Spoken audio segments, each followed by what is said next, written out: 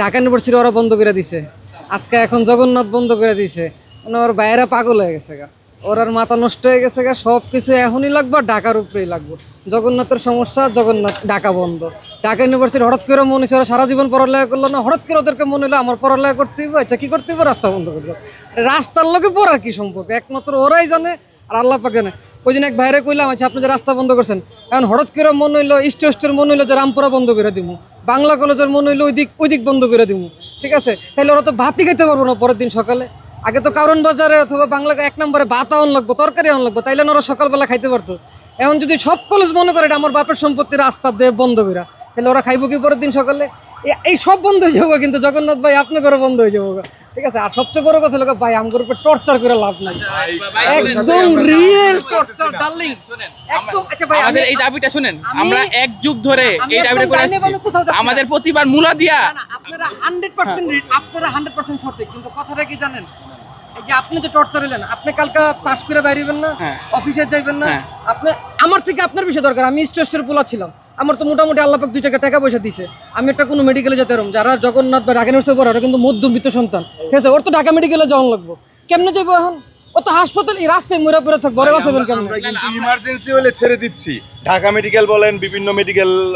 যারা আপনারটা দেখছেন, আমার কথা বলে আমার ভাই আপনি রেডি, শিক্ষার্থীদের ছেড়ে দিচ্ছি, পুলিশদের ছেড়ে দিচ্ছি, এখানে এনএসআর অফিস আছে তাদেরকেও আমরা ছেড়ে দিচ্ছি। ইমার্জেন্সি হলে আমরা ছেড়ে দিই। আমি কি দোষ করছি?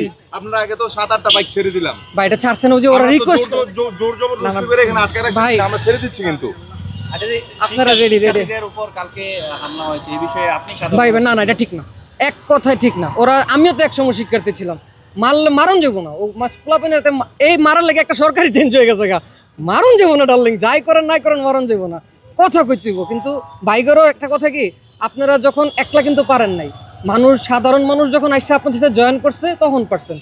যদি আপনারা আমাদেরকে আলাদা করে ফেলেন, কষ্ট দিতে থাকেন একটার উপর একটা, তাইলে ব্যাপারটা কি হবে যে আপনার এক পক্ষ চলে যাবেন, আমরা সাধারণ মানুষ যারা ব্যবসা ভাত কর্ম করে খাই, ওরা যেমন আরেক পক্ষ হয়ে, তখন কিন্তু 2 ভাই বিপদে পড়ুন। কথাটা এটা না, আপনার পাওয়ারটা কি, দিন শেষে আপনার গায়ে হাত তুললে কিন্তু আমিও কালকে চলে আসবো।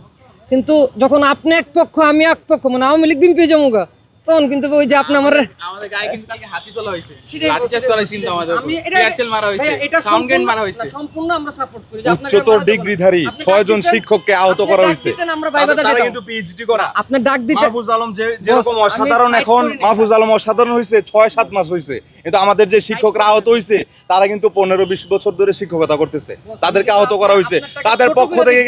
তাদের পক্ষে কিন্তু এরকম কোনো মানুষ এখনো দাঁড়ায় নাই। মাহফুজ আলমের বিষয় কোনো কিছু লাগবে না, আপনি সাধারণ মানুষই আনাফ।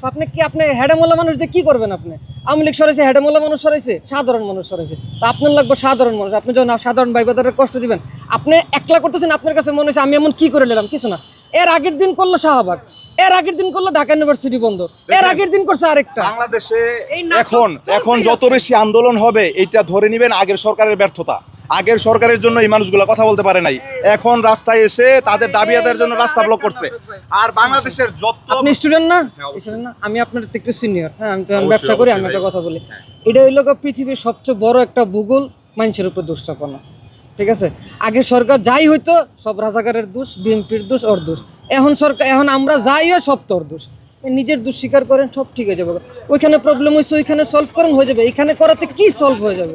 এখানে করাতে কোনো সলভ হবে না। কিন্তু আমাদের বারবার আশ্বাস দেওয়া হয়েছে ভাই, 15-20 বছর ধরে আশ্বাস দিছে সরকার। আমি দিছি, সরকার আশ্বাস দিতেছে, আমি দিছি, সরকার আশ্বাস দিতেছে। বুঝছি তো আপনি সরকারে আটকেছেন। হ্যাঁ সরকার, এই জন্যই তো যমুনার সামনে আসলাম, প্রধান উপদেষ্টা ভবনের সামনে। ওর কি করতে, ওর তো হেলিকপ্টার তো যাইতে পারবে, আমার হেলিকপ্টার কই? আপনার তো বিকল্প হয়ে আছে ভাই, কই আছে? এরকম না তো রাস্তা আমরা সবগুলো বন্ধ করে দিছি, বিকল্প রাস্তা তো আছে, ওইখান দিয়ে যেতে পারে ভাই। আপনি জিতছেন, আমি আসছি। ইমার্জেন্সি হলে তো আমরা ছেড়ে দিচ্ছি। আই লাভ ইউ ভাই, ভালো থাকবেন।